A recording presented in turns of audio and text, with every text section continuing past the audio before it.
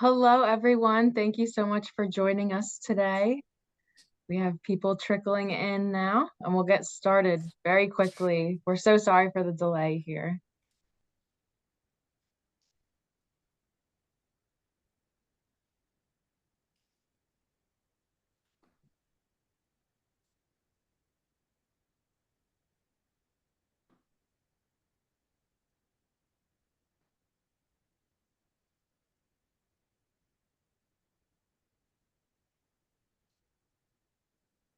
Well, good afternoon. It is indeed my pleasure to welcome you all to the 27th webinar in the Coffee with series sponsored by the Greenleaf Center for Servant Leadership here at Seton Hall University. I'm Reggie Lewis, the Executive Director of the Greenleaf Center, and it's great to greet you all who've logged on today from places around the country to take part in our conversation with the Howard Behar, former president of Starbucks International and a leading voice in the servant leadership movement. The Coffee with series provides the center with the chance to showcase the inspirational stories of servant leaders and the endless ways in which individuals, organizations, and society in general can be transformed by the power of servant leadership, a philosophy in which the leader first seeks to serve. And I assure you, Howard will not disappoint. For nearly 60 years, the Greenleaf Center has worked to promote the awareness, understanding, and practice of servant leadership. In addition to our Coffee with series, our core programs include our annual public policy lecture, which features thought leaders and issue experts from a range of sectors who apply a servant leader's perspective to current policy challenges. The Greenleaf Scholars Program, which funds researchers whose work promotes the efficacy and impact of servant leadership. And we also work with high school and college students, helping them to develop lives of service through our Next Generation initiative. We're very proud of our outside engagements where we work closely with organizational partners as they work to implement the practice of servant leadership throughout their workplace culture. Special acknowledgement or shout out to our friends in South Carolina at Dividends Assets Capital, Jim Haling and his team. Welcome, welcome. We're thrilled to have Howard back with us today. As many of you know, he is a renowned business leader, author, speaker, and mentor who has influenced the lives of numerous men and women at all stages of their careers and lives in general. Howard is the ultimate servant leader who is known for such memorable lessons as the person who sweeps the floor should choose the broom. And one of my favorites, only the truth sounds like the truth. During his 21 years at Starbucks, Howard led their domestic business as president of Starbucks North America, and he became the founding president of Starbucks International, opening the very first store outside of North America in Japan. During his tenure, he led the growth of the company from just 28 stores to over 15,000 shops spanning 5 continents. Now, Howard, that's a lot of frequent flyer miles. Uh, Throughout a lifetime of filling his cup, Howard has sustained a work ethic and level of integrity, which has had a profound impact on the thousands of people who've been touched by his example. Now, to all of our friends who joined us today, we structured today's conversation to touch on 3 categories: early life lessons, career highlights and milestones, and then we'll talk about Starbucks and its quest to care for people as a servant-led organization. You then will get an opportunity to ask Howard questions, and so please, you can go ahead and begin to load up those questions in our Q&A chat feature. Howard, are you ready? Do you have some coffee on your end in I Seattle? got coffee right here. Okay, look at you. Yeah, yeah, I had breakfast blend this morning. How about that? that's good. All right, let's jump right in. Early lessons.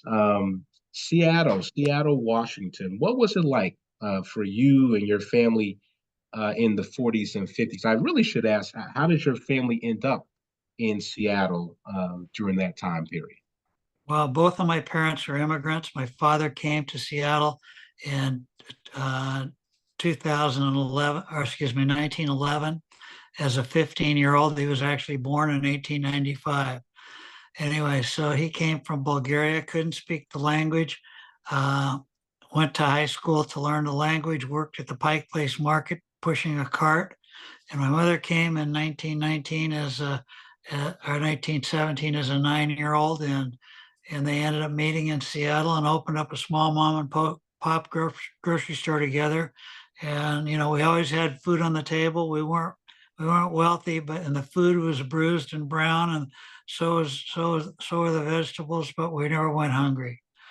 So I grew up in an immigrant family, and I always I remember the lectures about what it took for them to get there, and the stories that they told of the lives they had before coming to the United States, and the appreciation they had for the opportunity they got when they came here.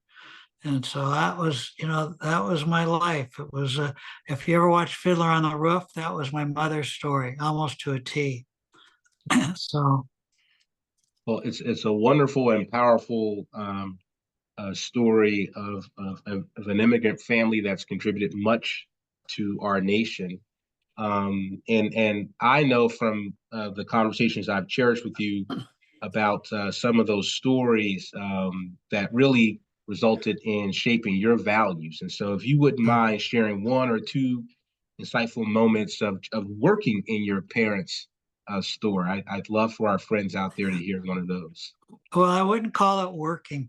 My dad retired. My dad was 50 when I was born. So by the time I got to the working years of at least over 10 years old, I didn't do much. I kind of went to the store after school every day, and my parents, I mean, it was kind of the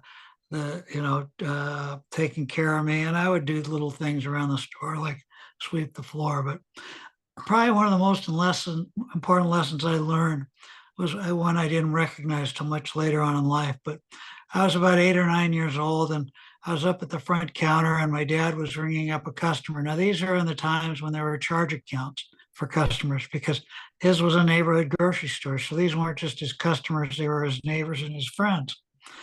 And he was ringing up this customer, and he asked me, "Howard, go get a couple of baskets of strawberries in the back for me."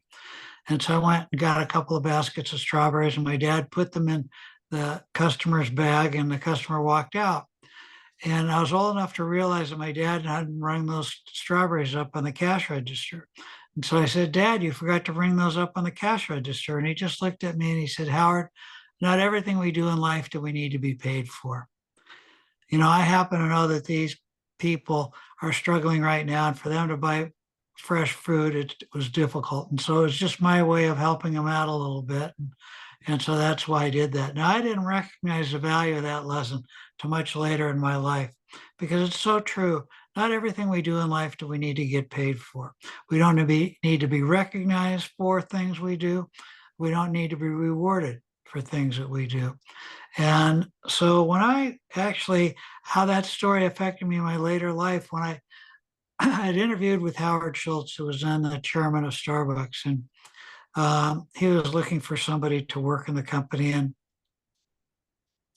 and I interviewed with him about a year before I actually joined, and I got another chance to talk to him. And I said to Howard, I said, "Before either one of us makes a decision, you making an invitation for me to join Starbucks or me joining Starbucks, I'd like to work in the company for a week, and I'd like to do it for free. I'll just come in the company, I'll work for a week. I'd like to work on the trucks for a few days, the roasting plant for a few days, and the stores for a few days."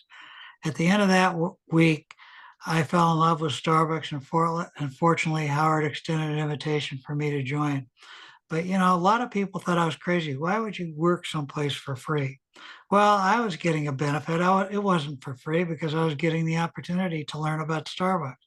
And Howard was getting an opportunity to look at me by how I acted and how I related with the people that were working at Starbucks. So, you know, we get too caught up in what we're going to get paid in life or how we're going to get rewarded. And sometimes you just got to put it on the table. And if that's what that was my first bout of servant leadership.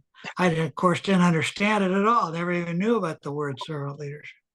but that was the first time I interacted with the idea of servant leadership. Serving, without getting any recognition or pay, doing it because it's the right thing to do. Doing it because it's the right thing to do, and being selfless in that endeavor. Yeah. Um, in your wonderful book, it's not about the coffee. Excuse me, battling with a cold today. You talk about this non-traditional path to Starbucks, and I like to remind you of a couple of things you say there, which I always find a little interesting. You say, "Hey, I didn't bring an MBA. I didn't bring multi-unit food service experience. I still find this hard to believe. You didn't even have or own a white shirt. I kind of find that hard to believe, though, Hart. But, I didn't, and I didn't have a college degree.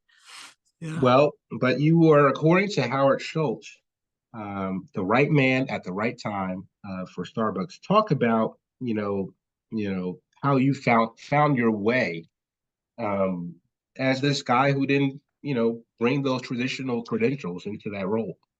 Well, I did have an advantage. I did have opportunities to work in retail because my father had a retail store. I had uncles that had and aunts that had retail stores. I had a brother and a brother-in-law that both had retail furniture stores. So I've had lots of experience around retail, and I watched my father, work all day long, get up at 4 o'clock in the morning, go get the produce at Produce Row, come back to the store, clean it up and open his store, and then come home at night. And he'd eat his dinner as like in warp speed, and then go downstairs and do his books. And I watched all that going on, and I watched my brother and brother-in-law operate retail stores and aunts and uncles. So, and I had opportunities to kind of be around those stores, and I wouldn't call it work until I started actually working when I was 13. I started dusting furniture in my brother-in-law's furniture store, and then I got on the delivery trucks when I was about 15. But so I had opportunities that a lot of people don't get, and fortunately, I enjoyed it. I loved it. And I loved retail because it was a people-centric business. And I was kind of an outgoing young guy, and I liked being around people. And so, it wasn't like I didn't have some experience.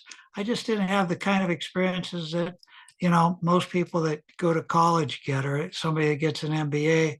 And but I'm appreciative of what I got, those kind of experiences. It was, something. I was listening last night to Michelle Obama. I don't know if you saw her speech, but she was talking about different kinds of affirmative action. Yes. That people that are born into families that have a lot of money, that is a type of affirmative action. I wasn't born into a family that had money, but I was born into a family that gave me experiences that were valuable, and it was kind of like my college degree. And so I'm still appreciative of that today. But you also brought those vast experiences from the furniture Yeah, and vacation real estate worlds. yeah, Talk yeah. about how that equipped you for the demands of your roles Well, at Starbucks. well, by the time I got, was in my work life, and that was uh, really about 18, 19 years old. And I started really working full time in my brother and brother-in-law's furniture stores. And I ended up getting recruited by Federated Department Stores to help them open uh, a chain of stores in California because I'd had good furniture experience by then. I learned a lot about merchandising. I learned a lot about hiring and firing. I learned a lot about um, sales, and then I went, got my first opportunity to really lead an organization. Unfortunately, it was an organization that was in financial trouble, but those experiences were great experiences because, I was working 7 days a week, 18 hours a day, trying to save the company. And unfortunately, we weren't able to save it, but we sold it. And that was really my MBA, and I got that opportunity because I'd had so much experience in multi-unit retail by that time. And I had a lot of experience in working with people and hiring people. And I had been introduced to servant leadership when I was in my late 20 or mid to late 20s. It was the first time I read Robert Greenleaf's treatise, The Servant as Leader. And that informed me. I couldn't understand that little booklet when I first read it, and I had to keep reading it, reading it over and over. And then, of course, there were other things. Kent Keith, who many of us know, had already started to write, and Greenleaf had written more about it, and other professors around the country had started to write about it, and I became a student of it. And I made a commitment that I wanted to be a conscious competent with servant leadership, that I wanted to understand it. I wanted to be able to do it, but I most importantly wanted to be able to teach it. And so by the time I got to Starbucks, I was in my early 40s, and I brought that with me. And I introduced servant leadership to Starbucks. And I brought in James Autry, who is another great author on leadership and servant leadership, to talk to us about servant leadership. And that began the journey of Starbucks living the servant leadership model. And I'm here today to tell you, if you ask me what was the key to Starbucks success, that was it, how we treated our people.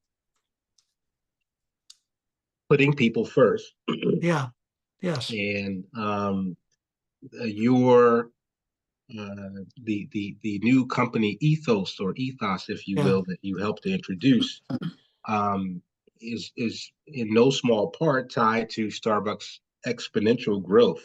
Yeah. But if you would talk about this whole notion of institutionalizing a mindset, because it's one thing for you and the other Howard and key managers to talk about these principles and practices. But the question is, how do you incentivize managerial behavior so that the way in which employees are treated in, say, Newark, New Jersey, or Buffalo, New York, is the same as the way they're treated in Japan? Like how do you scale that? And we often hear people say, or challenge the notion that you can teach other people how to care. So what do you say to all that, Howard? Well, number one, you have to do it yourself. And it actually took quite a bit of time for me to get people to understand what servant leadership was all about. Everybody, had this idea that it was a soft, mushy stuff. It's they call it, a lot of people like to call it soft skills. I say they're the most difficult skills. They're really the hard skills because working with people it's not easy. We all have our own personalities, our own life experiences, and we have to take into consideration all those things. And I always believe that words matter. So when I first got there, I was trying to get everybody to understand that we weren't about our business was not really about coffee. And I coined this little phrase that we weren't in the coffee business serving people, but we were in the people business serving coffee. And it's amazing how little things take off. That saying is still alive and well 35 to 40 years later at Starbucks. That they're in the people business serving coffee, not in the coffee business serving people. And I also coined that little phrase, the person who sweeps the floor should choose the broom. That's really a servant leadership model. It's the idea that you bring people into your organization. Instead of telling them what to do, you give them the tools that they need to do their work. You explain what our greater purpose is. And then you ask the question, I'm here, or make the statement, I'm here to help. And it's an ongoing process. And here's what I found, that I had to constantly reinforce the idea. So I probably gave the servant leadership speech at least 1,000 times in my life, at least, about what it was about, why we were here. And I just kept reinforcing it. It didn't make any difference which country I went to. Even if I couldn't speak the language, I had interpreters that would interpret, and I would give the speech, the servant leadership speech. And the greatest thing about it is that it didn't make any difference where we went in the world. People could understand it, and they appreciated it. And that was the same at Starbucks. Now, were we perfect? No. Did we always live up to the tenets of servant leadership? Absolutely not. We made lots of mistakes along the way, but we always found our way back. we had a BHAG. You know what a BHAG is? Jim Collins' books, Good to Great, Built to Yes. Last. BHAG, Big, Big Hairy, Hairy Audacious Goal. goals. Yeah. And it's not a goal. It's not a goal that you can actually really, it's not a numerical goal. It's not, you're going to make this much money. You're going to have this many stores. It's a goal about a dream. And maybe you never quite get there, but you're always working towards it. And our BHAG went like this. We want to be one of the most well-known and respected organizations in the world, known for nurturing and inspiring the human spirit. Not a word about coffee, not a word about how much money we wanted to make, only about what we wanted to do for human beings. And that became the rallying cry. So whenever we got off track, somebody would remind us in the organization, hey, how about nurturing and inspiring the human spirit? Are we really doing that by the actions we're taking? And our own people began to hold us accountable. And that's what took place. It was difficult to get fired at Starbucks for missing your numbers. But if you messed with the people, it was an easy way out the door. And so I just constantly reinforced it. It's what I did. It was my job at Starbucks. It really was. It was to reinforce our value system, hold myself accountable, hold our teammates accountable, and constantly reminding the organization of why we're here. Believe it or not, I still do it today. And I haven't worked there for 13 years, but I still get called on to remind people about why Starbucks is there, that it's about the people. It's about the people. And what's also impressive about the organization is the ways in which you all pioneered what it means to invest and to introduce generous benefits without always having an eye towards the bottom line. Right. For example, and this is, and you'll correct me if I'm wrong, that Starbucks remains among the most generous with respect to food retail industry competitors when looking at the fact that it was the first to actually exceed the minimum wage, the first to offer same-sex partner benefits, the first to provide online tuition reimbursement. These benefits, Howard, are still in existence today, correct? Yeah, right. And we are the first to offer health care for all people in the company. The barista got exactly the same health care as the CEO got. It's amazing. Yeah, and that was early on when we were losing money, but we thought it was the right thing to do. I mean, Starbucks not a perfect place. We've made a lot of mistakes. We ended up with people that felt they had to have representation by unions, outside of Starbucks, and of course that was difficult for us to understand because we thought we were doing such a great job, but we understood that they felt like they needed it. It happened during COVID when there was lots of conflicts about what to do, but still it happened. And so, but I think overall I look back at Starbucks and I look at what we try to do and continue to do about how we take care of our people because we thought it was right. Well, some of our friends are going to think that you and I rehearsed or practiced last night because you just hit on some things about the fact that the company is not perfect, and so we'll move into our third category, and we coined this. Gabby and I coined this Starbucks and its quest to care for its people, because when we work with our organizational partners now around the world, and we highlight Starbucks, we highlight a few other companies known to be servant-led organizations, not because they're perfect, but because over a significant number of years, they've been deeply committed to, as you say, meeting the needs of its people, but also customers. Yes. Lately, however, I have wondered about calling you on a few nights as I read about these reviews with respect to the company, significant challenges and changes. You've got a new CEO who's been named largely due to the fact that he's a turnaround expert. I'm going to come back to him. He will step in and face a number of challenges, some tied to the unintended consequences connected to technology, the apps, if you will. Yeah. You've got, related to that point, concerns around customer service, pricing, long wait times. You've got staff concerns with managing customer orders and store routines. And you mentioned about the unionization issues.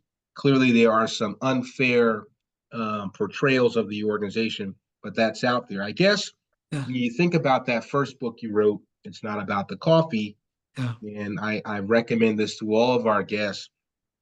Howard lays out 10 essential principles of personal leadership. And the first one, Howard, you talk about wearing the right hat. And when you think about this weekend's coverage by the Wall Street Journal about the organization, the fact that Starbucks has 170,000 different ways that they can customize a drink. So it does make you wonder, Howard, does Starbucks need to revisit which hat it's wearing?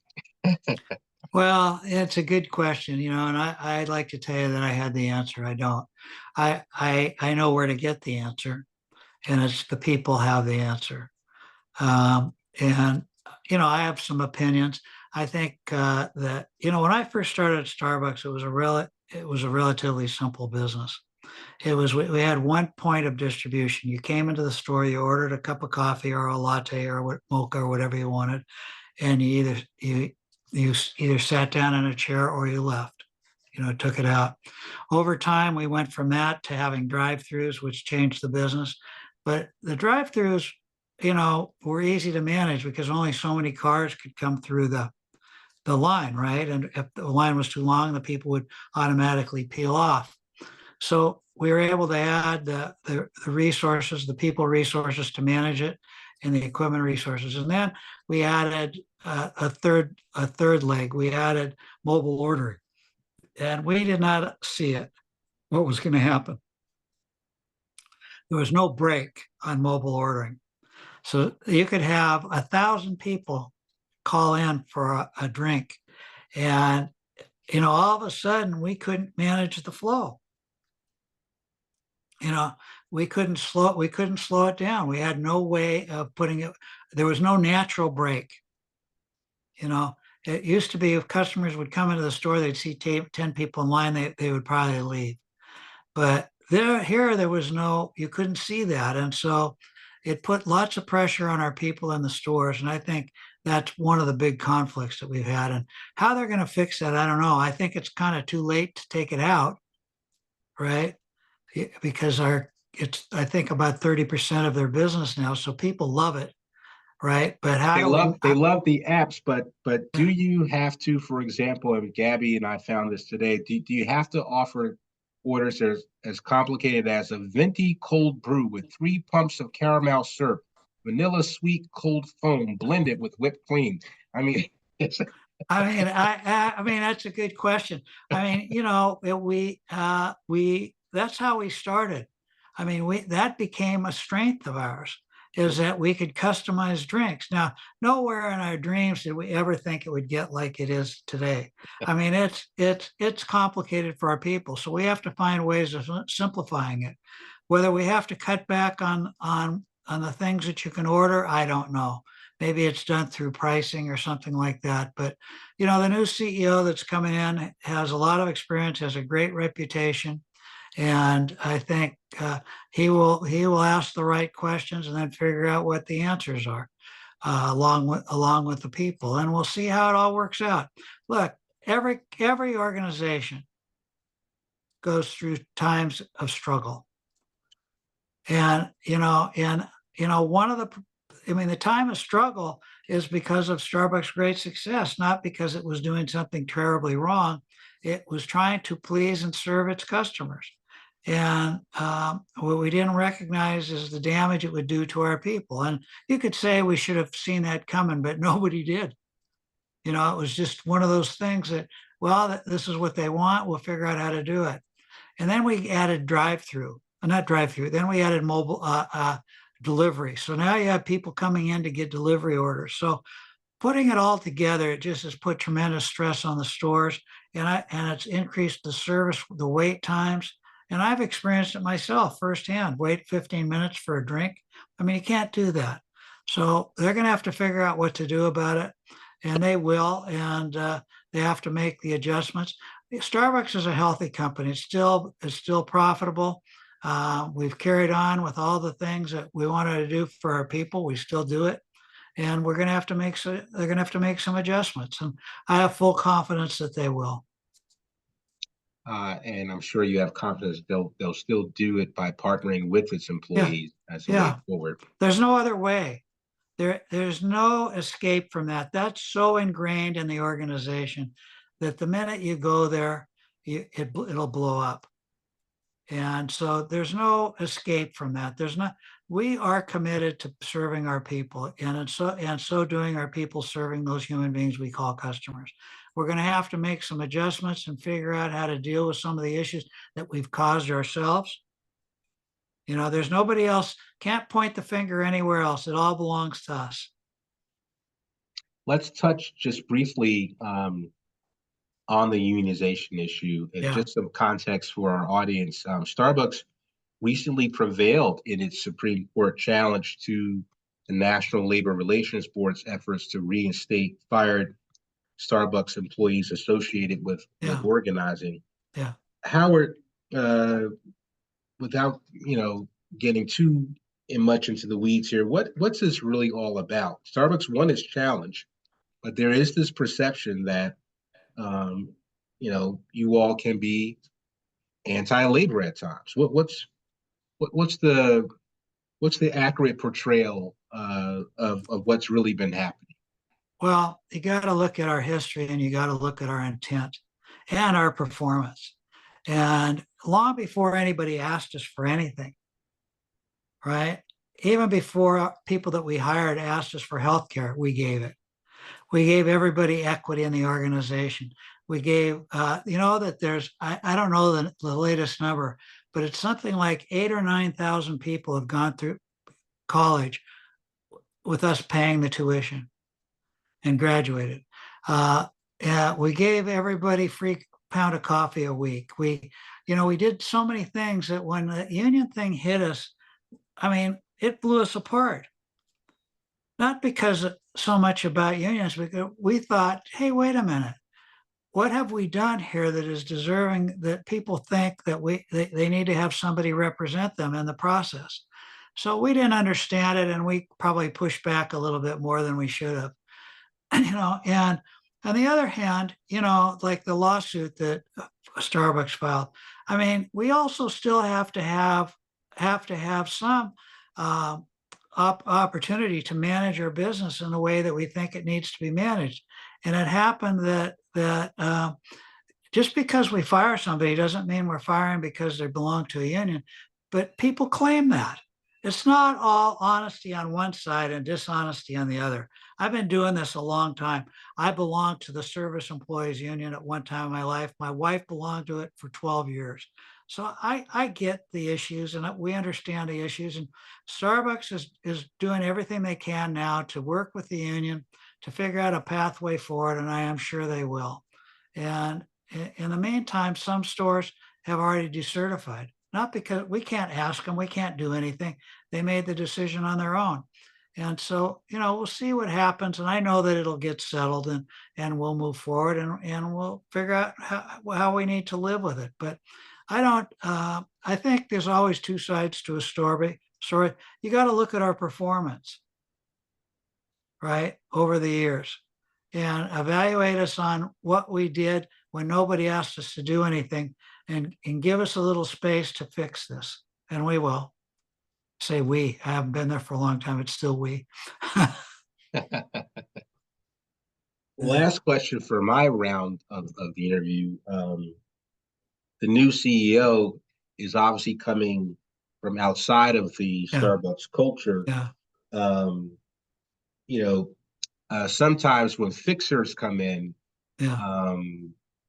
they assume their charge and in terms of righting the ship.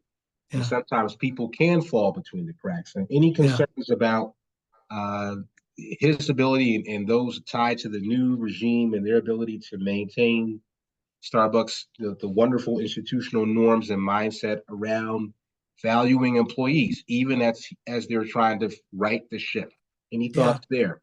Yeah, Well, first of all, I hope there's not a new regime. I hope we're just getting a new CEO.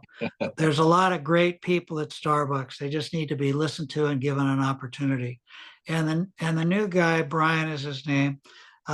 He his reputation is of a people person, strong people person. And that's his reputation at Chipotle, and it was when he was at Taco Bell. What he brings with him is a set of skills because of his vast experience in operating multi-unit food service operations. And so that's what he brings. And so, the proof will be in the pudding. I don't think it's going to be easy for him. I think, he's got a lot to learn about what our business and who we are. And he's going to have to figure out his way through it, just like anybody would coming in there. But the board made a decision to make a change, and it was not an easy decision because the last CEO was really only there 14 months. But they really have a lot of confidence in this person. And so, I don't know, I know of him. And I know him by reputation and by what other people have said about him. So I'm feeling really good about it. And he's got a lot of work to do. The proof will be in the pudding. All right. So saith Howard Behar. Proof will be in the pudding. The proof will be in the pudding.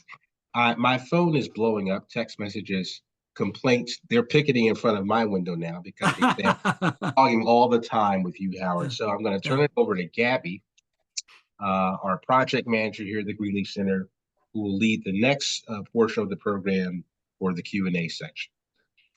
Thank you, Reggie, and thank you, Howard, for being here with us today. So our first question from the audience comes from Craig, and he asks, what have you found as the most effective approaches to convince servant leadership naysayers of its merit? I am new to the community of higher education at a state university. Thank you. Well, I think the only way you really can do it is to practice it yourself. So if you're working inside of an organization and a team, then you be the servant leader. Even if you're not in the position of the senior person in the organization, you don't need to be there. You can be on the team and still act as a servant leader by how you treat other people in the organization. So the best way to do it is to be it. Another way to do it is to give people opportunities to read about servant leadership. Pass out books on servant leadership, or bring in speakers on servant leadership. The way I got it going is that I brought somebody into the organization, Jim Autry, who was actually the person who recruited me to come on the Greenleaf board when I did. And I brought him in because he was an outside voice that could talk about it better than I could. So sometimes you need to bring in outside resources, but it's living it first, being it, then bringing in resources to teach it, whether it's books or speakers or whatever it happens to be. And over time it comes. It doesn't come overnight, right? It took a long time for it to really catch at Starbucks, but it finally did. But you'll find that people are open to it when you start talking about it. Sometimes you get somebody in the organization, a senior leader, that just can't get it. It's, hey, wait a minute, I'm here to be served, not serve. And that's a difficult situation, but even that is fixable if you stay with it long enough and those leaders see other leaders who are servant leaders being successful. Yeah, it's about practice what you preach. Definitely. Yep. Mm-hmm. Yeah. Okay, so what advice would you give to students on the Seton Hall campus, regardless of their field of study, as to how they can approach lives of service themselves? Well, I think you ought to be taking a class on the university on leadership. And I know that you guys have good programs around the context of transformational and servant leadership. You need to learn about it so that you can think about it for yourself. The most difficult person you have to learn to lead by a servant leadership is yourself.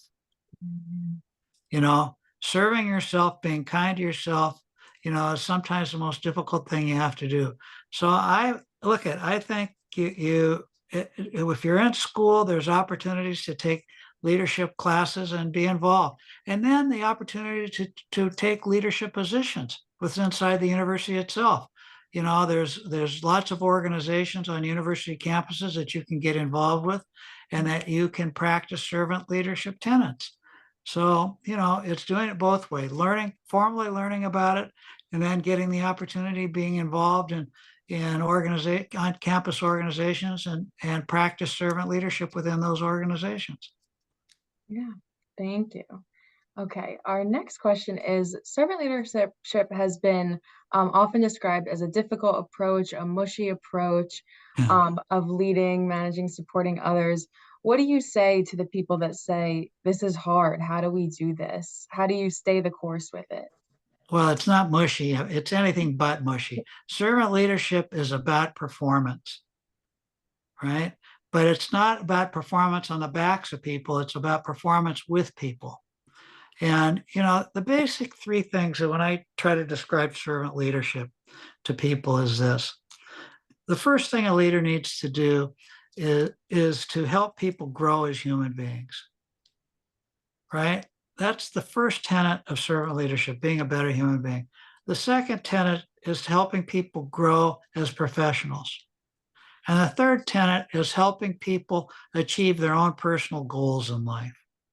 And so that requires you as a leader to serve your people, not to be served by your people. When you do those things for your people, then they want to perform for you. And the other thing is you have to hold yourself accountable and you have to hold your people accountable for performance of the organization. You know, in a family, just take idea of a family. If I commit to being in a monogamous relationship with my wife, then in order to live up to that agreement, I have to commit to that. I have to, in a sense, perform. I have to do what I say I'm going to do. If I say I'm going to show up at one of my son or daughter's soccer games, then I need to show up. Well, that's servant leadership, is showing up and being there for your people and doing the things that you commit to. And so it's, you know, that really, it's not mushy at all. It's anything but mushy. It's because at the end of the day, it's how you treat your people, how they treat each other that count. And that has to be the driving force within the organization. And you have to hold people that don't do that accountable.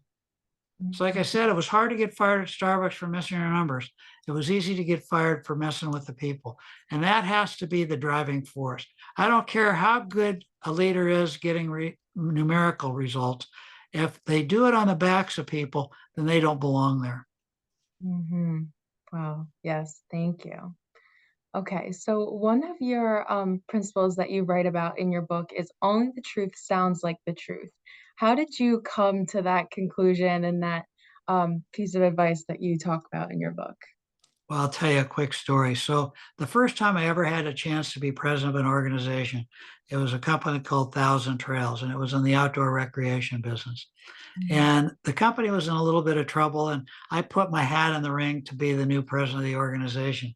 I didn't think I'd get it actually because I didn't have the college degree, but I fortunately I got the opportunity to do it, or unfortunately, I guess, depending on what you think. And so I got the opportunity, and as I got into the job, I realized, oh, we were in bigger trouble than I thought. And we were going to have to cut costs. I had never been through a layoff. I didn't even know what it meant really, but I had to find a way to reduce costs in the organization. Well, we were a people-centric organization, so we were going to have to ask some people to leave the organization. So I called my team together on a Friday, and we spent a full day planning out what we were going to do. And we were going to have some layoffs. So my administrative assistant she was in the meeting and she was typing up all the notes. This was before computers. It was IBM Selectrics we had. And she typed up all the notes, and the head of human resources took all those notes, went to the copier and made copies for everybody. Unfortunately, she left the original on the copy machine. By about 8 o'clock that night, my phone was ringing off the hook. What's going on? Are we really having layoffs? Da, da, da. And fear started to take over. So I was thinking to myself, I'm going to be the shortest term president this company has ever had, right? Because this had happened. And so I called my team together the next morning, and And I said, put the question on the table. What should we do? Here's what's happened. What should we do? Well, the majority of the people said, just deny it. Just say this was just, we were thinking about it. We don't know what's going to happen, but, don't worry about it. And my administrative assistant, her name was Lori Christmas. She poked me on the shoulder and she said, Howard, only the truth sounds like the truth. Wow. Only the truth sounds like the truth. And, I said, Lori, you're right. That's it. So on Monday morning, I called a full company meeting of about 1,500 people. We had a big gymnasium. We put everybody in. I laid out the whole thing. I couldn't tell them who was going to be laid off because I really didn't know myself. And I thought, man, I'm going to be in trouble, but I'd rather be honest with them and tell them the truth. And one young man stood up and he said, Howard, I can't tell you how much I appreciate you telling us the truth. And I don't know if I'm going to be one of the people that gets laid off, but I want to tell you that I will help you do whatever you need to do, and I'll help the company, whether I'm laid off or not. And one by one, all the people in the room stood up and started repeating the same thing and applauding. And it's where I learned that most valuable lesson of my leadership career. Only the truth sounds like the truth, and you got to trust your people. Mm-hmm. Tell them the truth, and they will help you. They may not always be happy, but they will help you. Yeah. So that's where that came from. Yeah. Open, honest transparency goes a very long way. Yeah. Right. Okay. Our last question for today. How does practicing servant leadership impact people beyond the walls of Starbucks stores? Oh. Servant leadership is not a leadership model. It's a life model. It's how we live our lives. And the tenets of servant leadership are equally applicable to family, to friendships, to anything or about how you lead your own life. It's a model for living, and it got converted to a model for leadership, but it really is a model for living. And so those tenets of servant leadership, if you read about it, you can translate those into how you want to lead your life. Okay. We actually had one more question that came in for today. So our last one. In your book, It's Not About the Coffee, you emphasize the importance of personal accountability in leadership. How can leaders cultivate a culture of personal accountability within their teams while still maintaining a supportive and empowering environment? Well, personal accountability begins with you. If the results are bad in an organization, there's only one place to look, to you, inward, and not outward. If something goes wrong in an organization, even if somebody made a mistake, you're the one that has to take the bullet, so to speak. I guess that's a bad analogy today, but I'll use it anyway. You step in front of it and you say to your boss, I own this, no matter what other people say. And so the only way that you really get personal accountability is if you practice it yourself. That means you don't blame others for problems. When somebody makes a mistake, you help them. You go to them and say, what have we learned? How can I help you correct this so we don't do it again? Now, I mean, if somebody is making the same mistakes over and over again, you're going to have a different kind of conversation. And so that also demands personal accountability. When people make commitments to you in your organization, you hold them accountable for those commitments. But most importantly, you have to hold yourself accountable for the commitments that you make. And so that's the only really way to get personal accountability in an organization is you practice it yourself. You're an authentic, vulnerable person. When you make a mistake, you're the first one to step up and say, I own this. It's amazing what happens when you do this. People trust you, right? And they're less afraid to own the mistakes that they make. Yeah, goes back to being open and honest. You got to get rid of the fear because when you get rid of the fear, you build trust. And trust is the grease of life. Trust makes the world go round. Without trust, nothing happens in this world. That's very true. Well, thank you so, so much for being here with us, Howard. I have a quick, brief announcements from the center before we close out here today. So I would like to invite you all to our next Coffee With webinar with Chuck Seifert. This is going to be on September 16th at 12 p.m. featuring Dr. Seaford, president of Siena College and longtime servant leadership practitioner. You can register by the QR code on the screen, or it's also linked to our homepage at greenleaf.org. Our next Foundations of Servant Leadership course, beginning on September 10th, is now open for registrants. You could use the QR code on the screen again to register and get your seat, or it's also linked to our homepage at greenleaf.org.